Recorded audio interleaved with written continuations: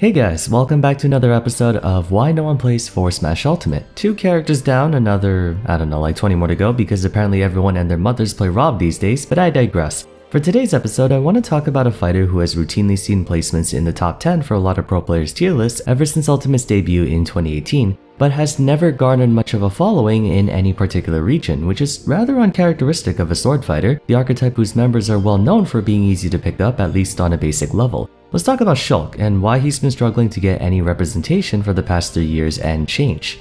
If this is your first time watching one of these, just want to clear the air that this video is not a personal attack against any Shulk players. I'm not here to bash on the character or you for choosing him as your main. In fact, I'm glad that you do and encourage you to keep doing so. The goal of Why No One Plays is to discuss characters who are unpopular to use by the general player base, whether or not it has anything to do with their performative viability, by analyzing from the viewpoint of those who don't play them, why they don't seem appealing, and hopefully this video can serve to elucidate a few positive traits about their design and gameplay, so let's find out what those are. Shulk's introduction to the Smash Bros franchise was one only appreciated by those who knew of his original game, which at the time was nowhere near to the same widespread degree as your mainstay franchises. For all intents and purposes, he came in as more or less an obscure character, much like Roy and Marth. Fire Emblem was a virtual unknown during Melee's release as opposed to now where everyone more or less knows the series at a rudimentary level. Despite that, the Xeno franchise has achieved a reasonable amount of commercial success, and with the advent of the Xenoblade Chronicles series, it has been able to expand on that marginal success, finally earning it a somewhat household name status, at least enough to warrant a representative in Smash Bros. That representative would be the first installment's main protagonist, Shulk. Thanks to his Game of Origin's very colorful and extensive combat system, as well as his weapon of choice, Shulk's moveset contrasts from the wide roster of Fire Emblem characters. True, he may be a sword fighter with the same fundamental attack repertoire, but anyone who's played and or played against him would know that he approaches things more dynamically than his peers, starting with his weapon. The Monado in and of itself is not actually a metal blade, rather a conduit for wielding solid energy that changes in form similar to a lightsaber. True to his Game of Origin, Shulk's entire playstyle hinges around tactical and adaptive usage of various attribute-altering stances, collectively referred to as the Monado arts. Each art temporarily but drastically changes its internal properties like weight, ball speed, jump height, ground and air mobility, damage, and kill power to name a few. Barring their individual cooldowns, he can activate and deactivate them at will, sometimes in quick succession if the player so chooses. The 5 arts go as follows: Jump, Speed, Shield, Buster, and Smash. Quickly going through each one, Jump art places great focus on aerial mobility at the cost of lower defense. Shulk gains massively increased jump height, air speed, gravity, thus turning him into a fast faller, and fall speed. Additionally, his up-special air slash gives more rising distance, letting him recover from much lower. In exchange, he suffers more damage when hit in this form. Speed art grants him a similar boost of airspeed and increased ground speed as well, but loses jump height and deals noticeably less damage with his attacks, essentially trading power for mobility. Shield art sacrifices both mobility and power for staggering endurance. Shulk takes far less damage and knockback in this form, and his shield becomes strong enough to where even shield breakers like Lucina and Marth's Neutral Beat, Roy and Chrome's Flare Blade, Sephiroth's Down Smash and so on are incapable of piercing through. The decreased damage and knockback also means reduced hit stun as well, making him resistant to combos and kill confirms that would otherwise be true. Buster art allows him to dish out high amounts of damage in a short period of time, opening up the possibility for him to rack up as much damage as the likes of Kazuya and Ganondorf with each hit. But this form also causes him to take increased damage in return, making it a high risk, high reward stance. To balance out the higher damage output though, his kill power is reduced. And Smash art is almost identical to Buster art, but rather than increased damage, he gains increased kill power.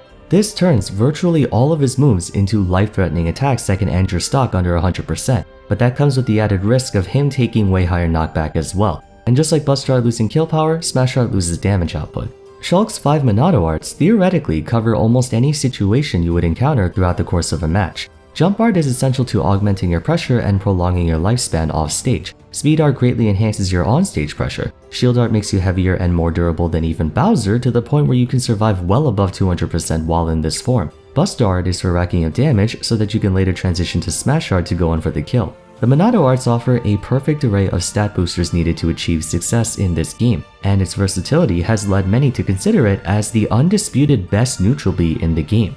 Kind of easy to see why. There is not a single character in Smash Bros history who wouldn't become significantly more dangerous if they had this. Therein lies his most powerful asset and why so many players voice high praise for him. Shulk has the ability to overcome any situation thrown at him, any matchup, any neutral engagement, any advantage or disadvantage state, etc. If he's against a heavyweight like Bowser who's hard to kill, switch to Smash Art and beat his ass. If he's against a zoner, he can use jump and speed arts in tandem to break through their barrage of projectiles. If he's against a heavy low percent combo cheeser like Luigi or Steve, shield art can save him from potentially fatal damage. If he's against a fast opponent like Sonic, he can match their speed. There just aren't a lot of matchups, if any at all, that Shulk doesn't have some semblance of an answer to. Prior to the release of Byleth, Min Min, and Sephiroth, his default moveset had arguably the best non-projectile effective range in the game. He's the most adaptable character in all of Smash Ultimate, as there's no one who can change their stats to such a degree, and if you think about it, Smash Bros is a game really all about stats. Frame data, mobility physics, range, damage output, kill power, etc. Shulk can forcibly siphon his power budget away from one attribute, such as damage, and funnel it into a different attribute, such as defense, or kill power, or mobility. While his Monado arts are invariably his shining virtue, it's also the prevailing reason why his presence in the meta is few and far between. It wouldn't be an exaggeration to say that Shulk is quite possibly Smash Ultimate's most difficult character to master, as he's determinately 6 different characters packed into one. Base Shulk is one character, Speed Shulk is another, Jump Shulk is another, Shield Shulk is another, Buster Shulk is another, Smash Shulk is another. The moveset remains the same, but his Monado arts alter his attributes to a point where you not only can, but have to adjust how you view their current game state, even if only for a brief moment. Remember, regardless of which form you choose, Shulk divests power from one aspect of his character into another temporarily. In other words, whichever aspect is compromised is now an entirely new vulnerability that a careful opponent can potentially take advantage of to gain the upper hand. It's a double-edged sword.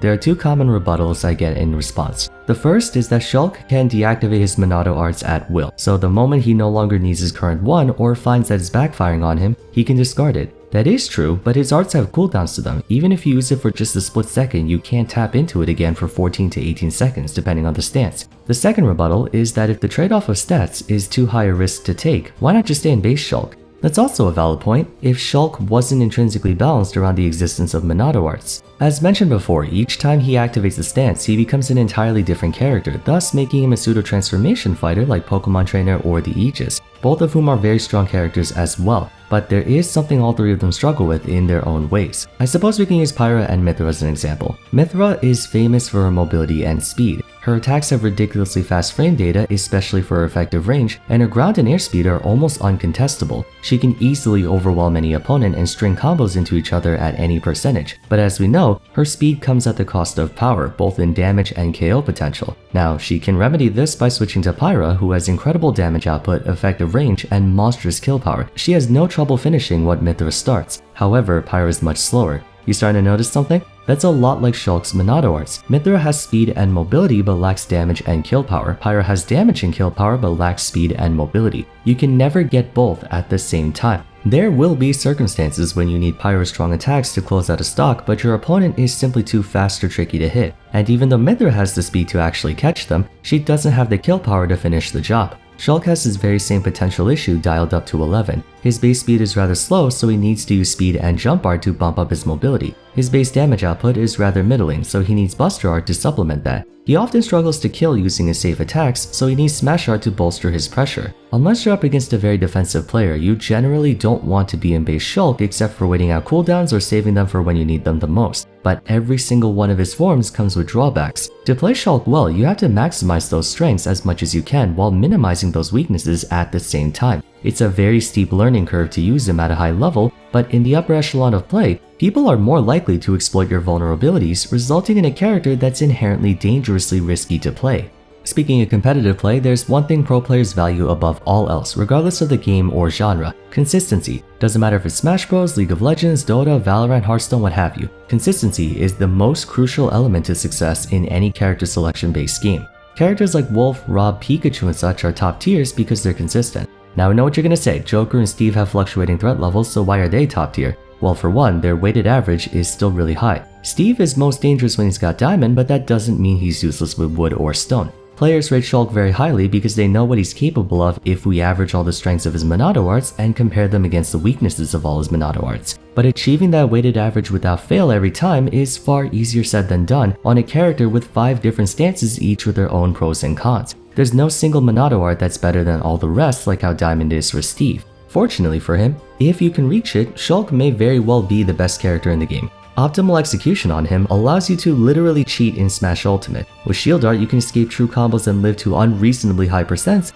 and since he can change arts while on hit stun, he can land counterattacks mid-combo. That's why they had to nerf the thing, because it unironically broke the rules of the game. That is one of the plethora of stupid bull he can whip out at a moment's notice, courtesy of his range as well. But to do that, you need to have an extremely firm grasp on the character's limits, knowing what to use, how to use it, when to use it, and how long to use it. For a lot of players, that's just too much upfront investment. So there is one smaller but important secondary contributor to his low representation.